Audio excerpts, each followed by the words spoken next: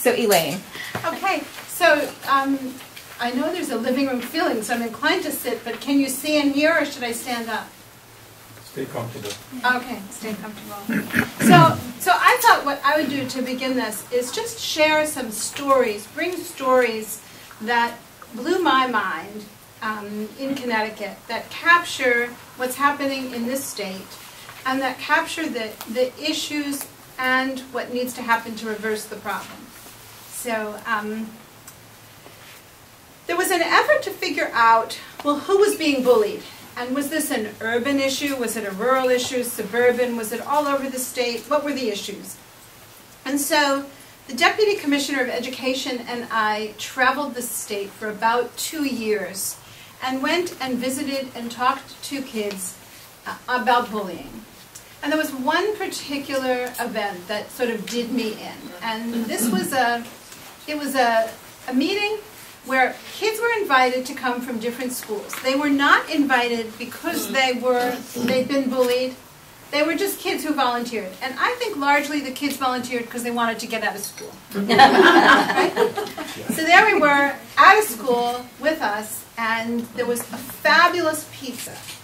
I'm telling you, fabulous pizza. There were all these kids, different ages, different cultures, different races. Nobody ate the whole time. Nobody ever went near the food. These are teenagers. And what stood out to me during this meeting, and at one point, I need to say, the Deputy Commissioner had to leave the room because she began to sob. So I don't know why she felt like she couldn't sob in front of them, but she felt like she couldn't, so she left the room. What became very clear was that these kids were starving to talk about what was happening, and nobody was providing that vehicle in a way that was safe. So that food was irrelevant because the food was in the conversation. There was one boy who said, from North Haven, who said, "Do you know what it's like to wake up every morning and want to kill yourself?" There's a girl who said she did know that she'd been bullied for a very long time, and at a certain point she decided that nobody was helping her, nobody was taking her seriously, so that she decided that the way around this was that she was going to become a bully, and that was going to solve it. And so I asked, because in this meeting, there was permission, sort of vaguest permission to probe. And so I said, so what did you do? How did you become a bully? What did you do, and did it work? And she said, absolutely it worked. What she does is she methodically bangs students' heads against the lockers. And nobody, since she began to bang heads, has bothered her. There was a boy from New Haven, white, skinny. I'm sure this is politically incorrect on my part, but he sort of looked nerdy. He's a nerdy-looking, skinny, frail boy. And he had been bullied for a long time in the New Haven schools, and he was telling his story. And there was a very attractive African-American female student who said, and turned to him and said, "I know you were being bullied. I saw it. And I felt so bad, and I had no idea what to do." And I tell you, if you could watch the energy in the room, it was almost as if light came off this little boy, because nobody had ever validated until that meeting in that room that he'd actually been abused. And no one showed moral outrage. And for him, this utter stranger who had witnessed it, who didn't even know, she wasn't there in any way related to him. They were both just trying to get out of school. And I think, I think that's why they were all there. They probably volunteered, and this was the way out. It was remarkable. It felt like there was a level of healing just from the recognition. And what you felt was a bald understanding that none of this is talked about, and that this little boy, nobody took him seriously. Now, there's story after story of this. There's a story of a mother in Hartford who was doing her laundry and saw that her son was going to the bathroom in his pants, teenager, sat down with him to talk with him about what was going on. He then confessed to her that he'd been bullied for over 3 years and hadn't discussed it with her. She goes to the school, she tells the principal, and he tells her that the problem is that she's left her husband. Then there's the case in Norwalk, which many of you may remember. And this is a story of a woman who has 2 little munchkins, and they're both being bullied. And she goes to the school for help, and she doesn't get help. She tries again and again and again. And finally she puts the situation in her own hands, right or wrong, and she puts in the children's little teeny backpacks a screwdriver, I think, and a hammer, so that when they got bullied, they would use them as weapons. But then the mother had second thoughts, and she calls the school and tells them, my children are getting off the bus, this is the situation, I've done this because they're not getting any help, I don't know what to do. And the children didn't get help, the mother got arrested. So I went to the police in the town and said, what do you think? And why'd you do it? And they said, no one knows what to do. The teachers don't know what to do, the principals don't know what to do, no one knows how to respond to this. Some people think that the bully is like Bull Moose and some insecure, creepy guy who needs to bully. This is really not what anything is showing us, and here's a few examples. When we were in the Northwestern corridor with a group of kids, there was a kid, so we're in this group, and the kids turn to this one kid and say, you're a bully. And he says, I know, my father has a business, and when he goes away, I'm in charge. And he's taught me what to do and how to act like I'm a bully so people will listen to me. So it really had to do with low income and trying to keep the business together. There's a girl in Branford who was mean one day, and her peer group thought that was very funny, and they laughed. And they laughed some more and some more. So she did it a little bit more and a little bit more and a little bit more. And it went on, and it went on for some time, over a year, where she went from being slightly mean, and everyone in this room, right? I mean, we've all been mean at different points. So she was mean, but she got supported to be mean. Her peer group thought it was funny. And she did not fit whatever stereotype people have of the bully. She looked like a little cheerleader, and she was abusive. And then the girl who she was bullying died.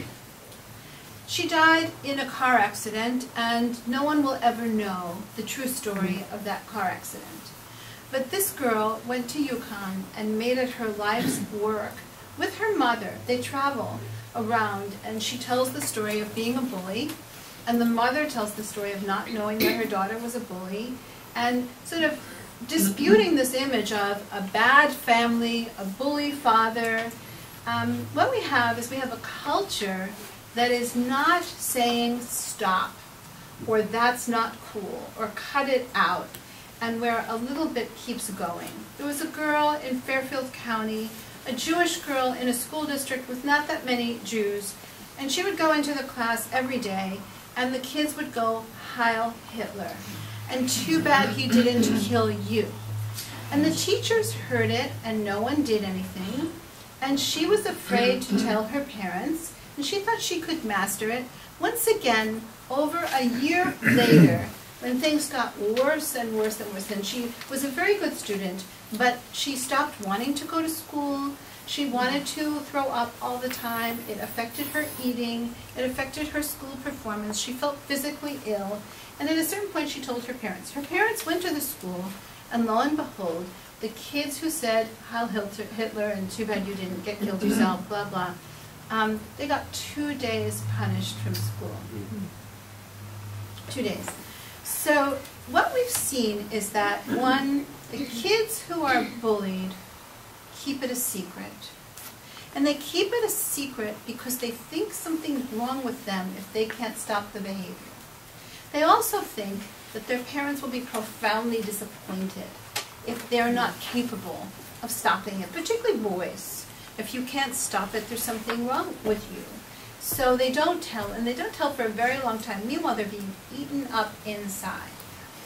Then there's the bully, who people don't have much empathy for. But the bully, turns out, if the bully's not helped, there's a 7 times greater chance of bullies being in prison. You know, if we care about prevention, the bully's headed for prison statistically. He will have already had 3 counts against him in his 30s, he or she, if they're not helped. And then the bystander. And we all learned a great deal about the importance of bystanders during 9/11, when we watched a plane not go down in Washington because of the strength and heroism of the bystander. Well, the bystanders on that plane are the same as the bystanders in the classroom. And they make up about 80% of the children, and they're witnessing this, but they don't know how strong they are, and that if they turned to the bully and said, that's not cool, cut it out, made some joke, just intervened, most bullies will stop. But the bystander tends not to. And so what you have then is you have a culture of bystanders learning that nobody's stopping the abusive behavior, the bully getting more and more into a hellhole that's actually going to lead to prison later on, or to some problem later on, and the target ultimately not finishing school, or at some point flipping and becoming the bully. The only common variable in school shootings in the United States, the only common variable, is that the bulk of those who end up shooting were targets. So at some point, there's a flipping because it's eating you for so long. So those are core lessons. I had the opportunity to live in Sweden, where there had been a significant number of suicides, and they were trying to figure out what caused them. And a gentleman named Dan Olweus began to realize that it was about bullying, and he changed the culture in the whole country. And the country actually changed their constitution. And they said that it wasn't just a right, a legal right, a civil right to go to school and have good schools. They said it was a constitutional right to go to school and be safe. They put this in their constitution. And I brought Dan here, Dan Olweus here. He was getting an award in at the Navajo Reservation, a Peace Prize, and he came here. And he came and trained different superintendents and principals and teachers with me.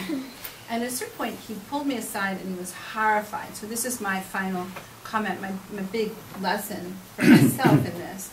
A lot of people were talking about what they were doing, what they weren't doing.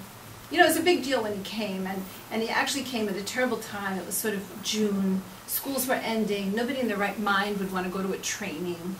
And, you know, I thought maybe we'd have 20 people show up.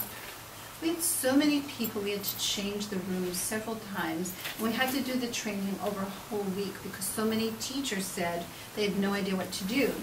And then they were sharing what they were doing, and various principals were sharing. And they talked a lot about mediation. And Dan pulled me aside and he said, I'm not understanding it. Is this an American thing? Why would anybody think that you can mediate abuse? Bullying is an abuse. It's the same as a form of domestic violence. You do not mediate it. You do not teach children to negotiate it. You stop it. And we know how to stop it. And we have laws now, and a law that passed not all that long ago in the last year that we put a summary of on your chair, and we can talk about it a little bit later. And with that, I'll stop for now.